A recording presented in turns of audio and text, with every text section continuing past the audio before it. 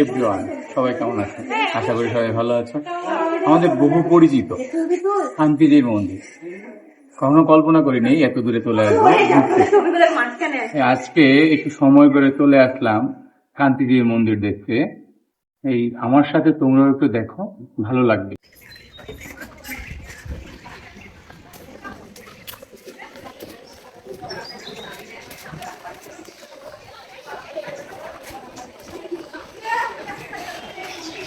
এত দূরে কখনো কল্পনা করিনি এত দূরে এসে এই মন্দিরটা দর্শন করবো। হয়ে গেল একটু সময়, সবার সাথে শেয়ার করতেছি, দেখো ভালো লাগবে।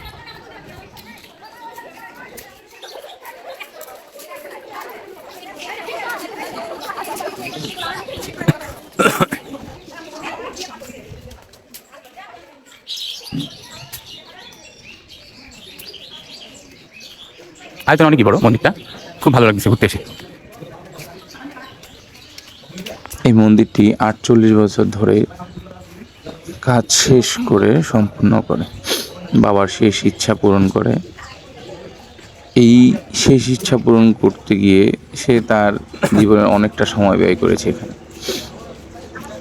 এবং এই যে মন্দিরের চারটি পাশের যেই চিহ্নগুলো, যেই প্রতীকগুলো আছে, যেই চিত্রগুলো তুলে ধরেছে, প্রত্যেকটা চিত্রই সত্য, দাপট, তেতা এবং কলিযুগের থেকে নেওয়া।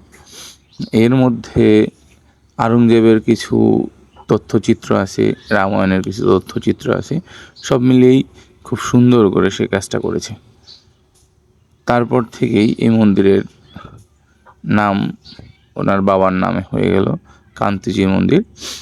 এটা যে এই বর্ণনাটা পেলাম, এটা সম্পূর্ণই এই মন্দিরের পুরোহিত এবং এই মন্দিরের আশেপাশের লোক থেকে। তবে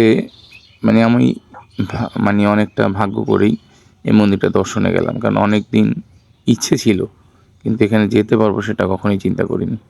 কারণ এটা আমাদের কুমিল্লা থেকে অনেক দূরে, লং জার্নি করে এখানে যেতে হয়, প্রায় 13-14 ঘন্টা লং জার্নি করতে হয় এখানে যেতে। তাই এত দূরে কখনোই চিন্তা করিনি যাওয়ার। তারপর খুব ভালো লাগলো। আর এখানের পরিবেশে যদি কেউ আসে, যদি তার মনে কোনো সংশয় থাকে বা কোনো ভয় থাকে, অবশ্যই খুব ভালো হয়ে যাবে এটা।